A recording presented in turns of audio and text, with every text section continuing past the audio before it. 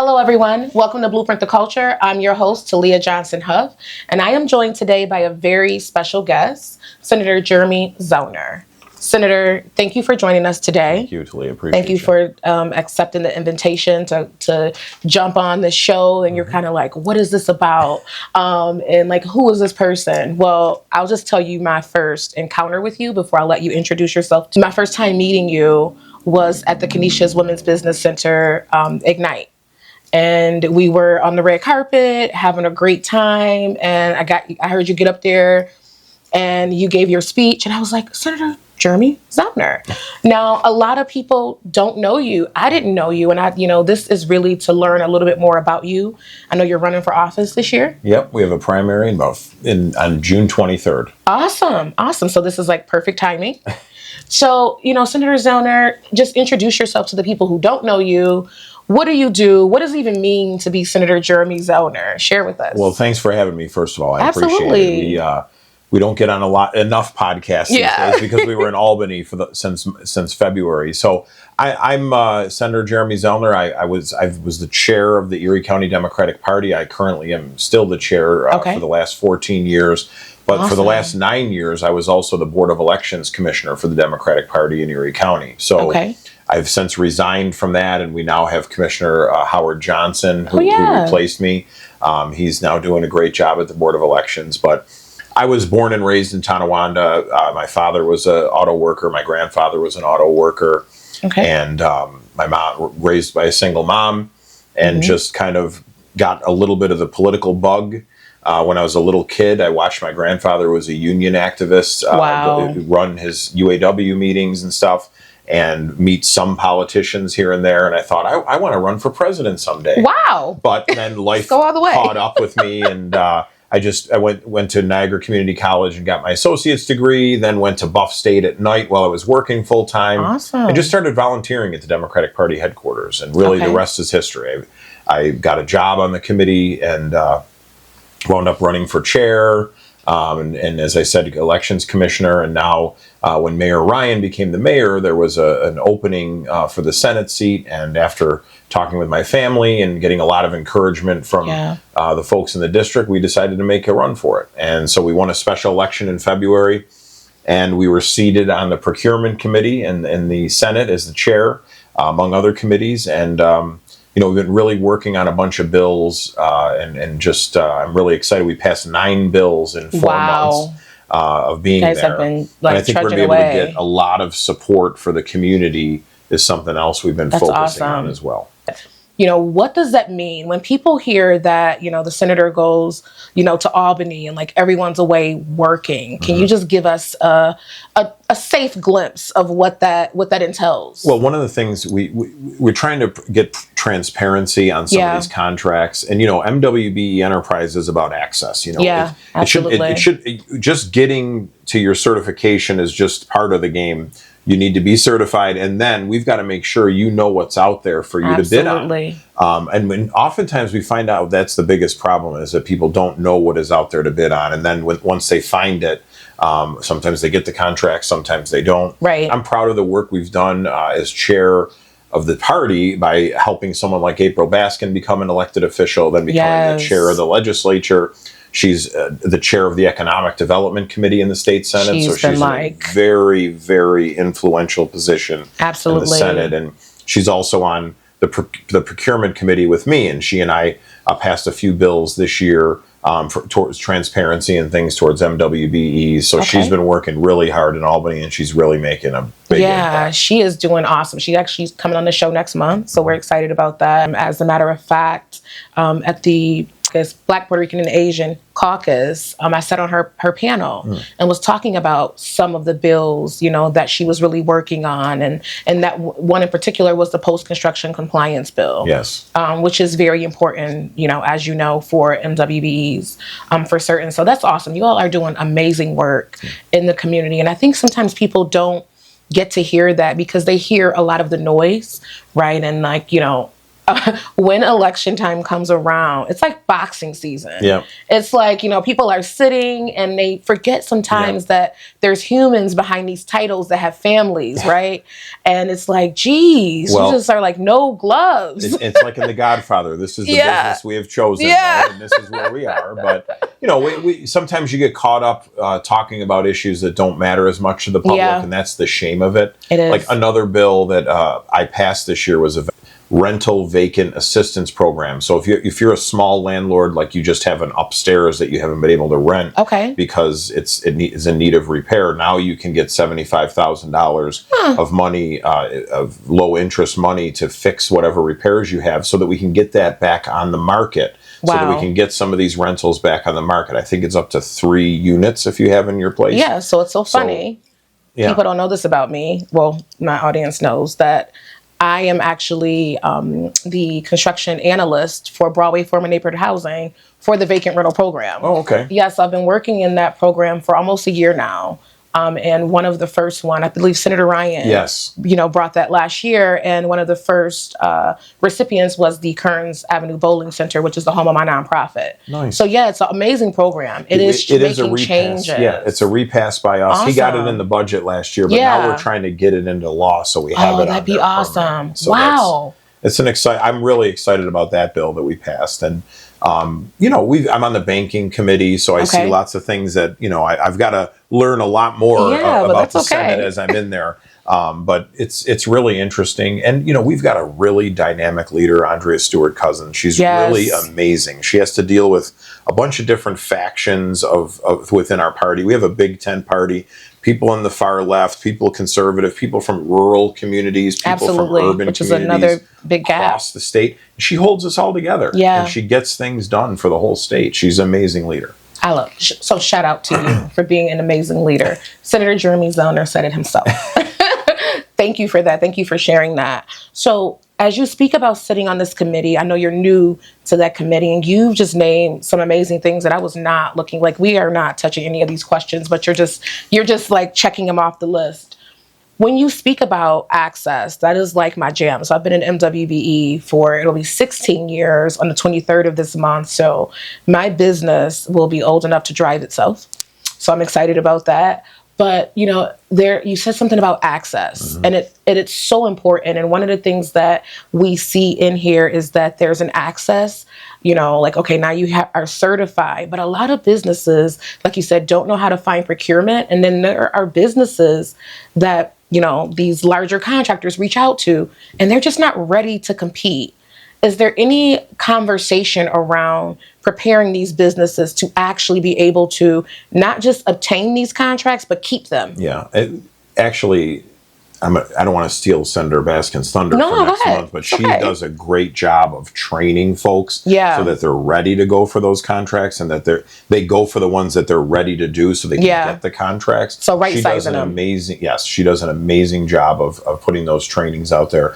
But as we said, access, it's also, there's so many different places where the state is engaging their money. Yeah. And we need to make sure people know where it all is going, whether it's housing, whether it's infrastructure, wherever it is. Important. Those different vendors need to be able to access those different groups. And there's so much, it's almost overwhelming. It is. So it's important to know what you're getting yourself into ahead of time, so that when you're not disappointed, like when you get to the last point where they say, oh, but you didn't check this box. Absolutely. So it's frustrating. It's really frustrating for people. But as a senator, one thing I want to focus on is helping the community with navigating government, whether that's small businesses or whether that's somebody who lives on a state street and needs their paving done.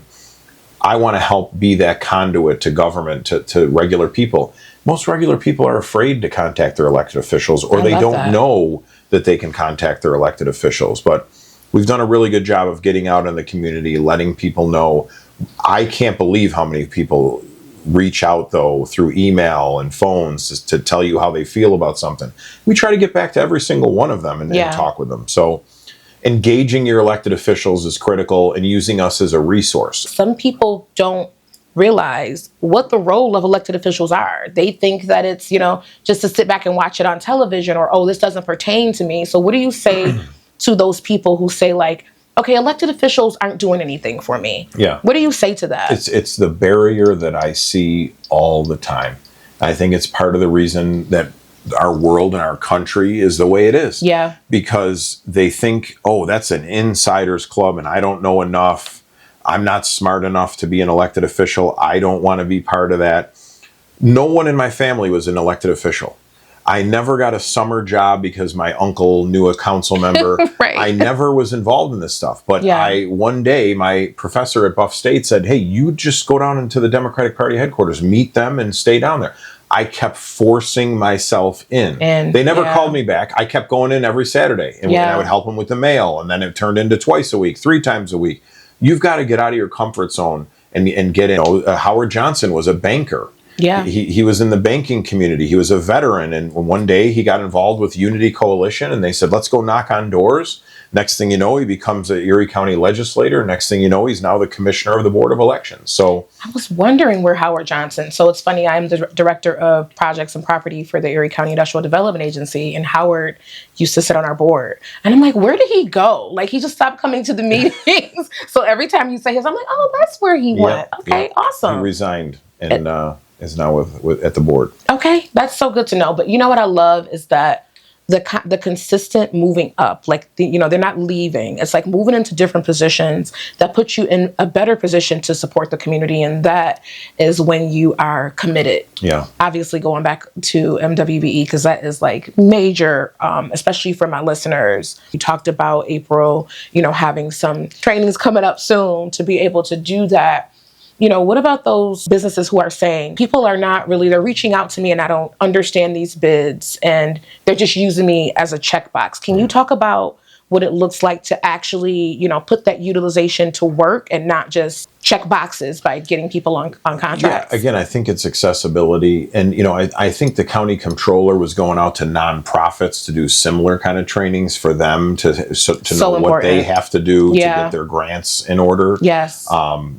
We see a lot where people just give up after a couple of bids that they've put out there, and it's a shame because it takes a couple of times before you really can get your feet under you. Absolutely. So I think what it's our job in Albany as legislators is to force transparency and to make folks go out and find these businesses, if leave it open, leave the door open for them to be able to get themselves in, and really, we have fairs for MWBEs where we have different places come and say this is what our projects are going to be this year, and I just think we've got to expand that a lot more so more people can have access to that. I agree. I think that's one of the ways you bridge that access and that readiness, because it's like, oh well, we have access, but we know that this exists, but we don't know how to read these plans and specifications, or we don't know how to interpret this paperwork, or we can't pay prevailing wage rate. And that's another thing. Is there anything that you can share that is going to help these smaller minority women-owned businesses when it comes to financially supporting these projects to be able to stay on them? That's something I'd like to look into when we get back in January. Okay. And again, April's on our committee. I'd love to work with her on trying to find out some more specifics about things we can do, because like I said, I think she put three or four bills through our committee this year. Excited to hear. I saw kind of a listing of those. She's a policy person. She's done a really good job with policy in Albany, and I'm just learning. So I love the way that you speak about Senator Baskin. Like, you guys are friends. Yeah. And that is, I think we do more, working together than anything. And that's the way to get these things done. And that's the way that we maximize our reach, right? It's like you can go so far by yourself, but connecting with someone and, using their legs to run, you go so much farther. So it's so important. We were at the Juneteenth Gala on Friday at Classics, and they were talking about legacy and everything. And it happened to be the final day that Crystal Peoples was presiding as the majority leader in the state assembly, because Friday was the last day of session.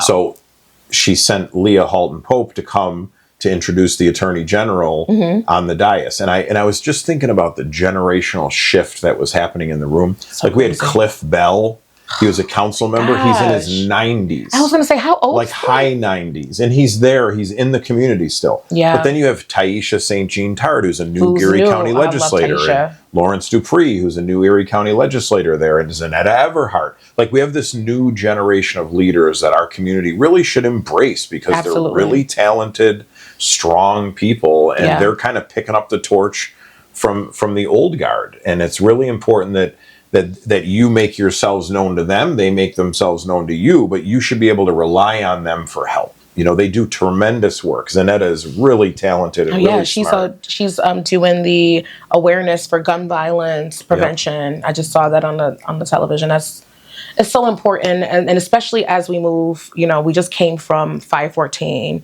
and, you know, that tremendous tragedy and, you know, in our neighborhood. What do you have to say to the community that feels like, you know, Senator Zellner, are you going to be here to support us through that transition? Because there's a lot of people who feel like they haven't been supported. It's a great question. And we just passed legislation for I think it's called the Fresh Act for fresh foods to be more prevalent in the community where we don't have these food deserts. That's another one that Senator Baskin championed, but it got done this year. So we've just got to get the governor to sign it. We can get more resources into these food deserts where we'll have more fresh foods and more grocery stores and things. Awesome. You know, she stood up and said, you know, why is Wegmans not coming into my community? And, you know, there's a lot. There's certainly not been enough done since 514. It's jarring, the world we live in, that happened and people it's kind of passed by. Yeah. It's not acceptable, you know.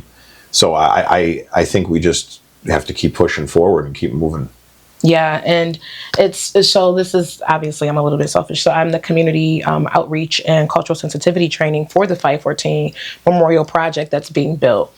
Do you feel comfortable sharing your thoughts on that? Like, what do you think about this place? If you don't, you know. I don't know too much about the exact project. The memorial, okay. But I want to see investment in the community. Mm-hmm. I want to see investment in the business corridors. I want to see investment in getting grocery stores. I want to see investment in our schools. And we've been able to get more resources to the schools than ever before this year in our budget. But I want to see it spent wisely. I want to see the teachers in the schools working together for the kids, and more programs for, you know, after school stuff, and more programs for sports. And, you know, that's the kind of stuff that's going to transform a community. And those folks that lost their lives to this heinous, disgusting act need to be memorialized in a way that we never forget what happened. But I want to see investment in the community. Yeah. And I think you're going to start to see some of that. I think with Governor Hochul, I think she and Senator Baskin are working on some things with healthcare in the community that is so needed right now. Especially mental health. Mental health is like major, especially, you know, in the East Buffalo community. You know, there are a lot of people who are dealing with the PTSD, and it's a lot to deal with. And so, you know, mental health counseling, I'm talking to counselors who have like smaller firms who are saying like, we need to be funded so that we can help. So it's awesome to hear that Senator Baskin and Governor Hochul are working together for that. That's awesome. I love what you said about the Buffalo Public Schools and more programming. And I think it's important because there used to be so many programs in the school that just seemed like they just fell by the wayside. Are any of those programs like the BVTCs or, you know, the BOCES, are they planning on mobilizing? Is that a part of the plan? Can you share that? I'm really excited about our new superintendent. I think he's got some great ideas. You know, he came in real hot, and I think he's working behind the scenes right now. We talked as soon as he hit the ground, as soon as I became senator. And we've built a pretty good relationship, communicative with them in the board leadership. And you've got some new board members on the school board who are exciting and good people who, you know, sometimes you just need to shake things up there. I think they, like, I saw them at the PAL, they had a breakfast for the police athletic league. And we had some good conversations about some programs they're trying to bring. So I think we're going to see some change. I love that. And so what is your area? Because I know you and Baskin kind of overlap a little bit. Most of my area is in the suburbs. It's it's all of Amherst. It's all of the town of Tonawanda, all of the city of Tonawanda and Grand Island. And then it's like the northern part of Buffalo and the west, up to the west side. up to like Ferry Street, give or take. And so it goes up there, then it comes to like Buff State, and it's that North Buffalo. And then the rest is basically April's, the rest of the city. Right. So it's really suburban based. Okay. But it's got the city, the Buff State, it's got the art gallery, it's got like Hurdle, and it's got the West Side. So it's a very vital part of the city. You feel like you have the best parts.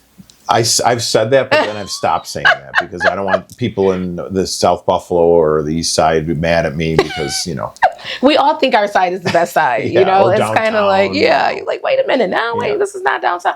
Or you have this relationship with Senator Baskin. So it seems like you guys are going to be doing some overlap and really working together to help, the community of Western New York as a whole, right? And we're really lucky now, in particular, to have a governor from our county. Yeah, that is really, really important. And I think some of the things that I'm going to be able to get done are just directly based connected to her, because she's kind of the general here, and we're just helping support her. Absolutely. And so there's the funding for the city of Buffalo, $60 million coming to the city of Buffalo, and then an additional $25 million. Well, we need it. It's definitely needed, and I think Mayor Ryan's had to make some really difficult choices. But he's got a cultural change over there that he's trying to do, and that's never easy. It's never easy. So. But I think he's up for the challenge. I think so too. Getting those resources from the governor is critical right now. Absolutely. So. I agree. I believe that's very important. So as we transition a little bit into, do you think that you will, like one of the things you said was, April wants to make sure that, places like Wegmans come into the east side of Buffalo.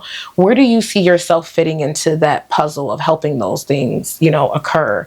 Because there's issues that you have, I'm sure, and you see in your areas as well that people may not be talking about because they're so hyper-focused on their particular area. A lot of this stuff is happening everywhere, right? When you talk about after-school programs, it's not just in the city. It's in the suburbs, too. There's nothing for kids to do. Absolutely. And so we've got to find things for them to do so they don't slip through the cracks. So we're working closely with the Boys and Girls Club so that they can get funding. So there's after school programming. So there's before school programming. So they have like evening gym. My son, in the last 8 weeks of spring, he's been going to basketball on Friday nights with his friends. Instead of doing whatever they're going to do, they get to go there and shoot hoops for a couple hours until 9 o'clock. That stuff is critical. It's so important. That's so important. And stabilizing city government is going to be important as well, because if you're not stabilized, you're not going to be able to pay police, you're not going to be able to pay fire, you're not going to be able to make sure the garbage is getting picked up, you're not going to be able to make sure streets are getting plowed and the services you need are getting done. And as that is getting stabilized, I think you're going to have more people moving into the city. If we can get our housing stock going with programs like the rental or the vacant property assistant program that you're working on, that is critical. If we can stop the tear downs and start building up more, that's going to be important. So I think Sean has a really good vision for the city, and we just have to work with his plan, make sure it's funded, and I think we're going to be in a good place. I love that. So you just said something that just segue right into what I was going to ask you. So when it comes to funding and people are, who have these programs and like smaller nonprofits that are not as so big as the Boys and Girls Club, what can they look forward to, or, how can they reach out, to someone like you or Senator Baskin to say, hey, we need help. We have some programming that would be awesome, and we want a chance to acquire that funding. What would they do? Well, they should email us. Zellner@nysenate.gov, I think is my email address, but they can always call our office. We'd love to meet with any business owners in the district and outside of the district as far as the procurement committee goes.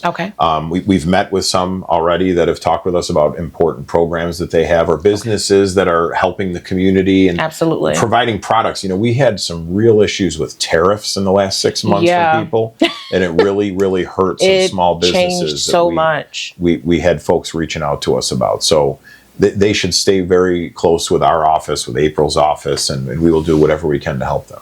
Awesome. So Senator Zellner, first of all, thank you. But as we close, I want to make sure that you share anything that you want the general public to know about, what you're running on, what you want to make sure happens, for your community, our community. Yeah, well, I'm excited to run. I think we're going to have a successful primary night. I've really focused on trying to learn the job, put a strong staff in place that's going to be responsive to the community, get the resources back here that our community deserves, get some legislation in place to help our region really focus on affordability. We've really pushed a lot of bills that had to do with reining in some utilities, because the utility companies can spend our money on anything they want. This year we were able to bring that down, and, and they're not allowed to spend it on lobbyists, they're not allowed to spend it on lawyers, they're not allowed to spend it on like promotions. So that was a big step, and we think that's going to lower rates for our utilities. So we've really been working on a lot of stuff, but it's been a whirlwind 4 months. Awesome. Well, thank you so much. You're doing amazing. Thank you for sharing. Thank you for joining us. And I hope that you join us again. We'll be making sure that we reach out to your team. First of all, you have an awesome team. They're very passionate. They work very hard, and they're very responsive. And that's super important too. Your team behind you is always super important. So thank you for that. They're amazing. Yep. Thank you. Thank you.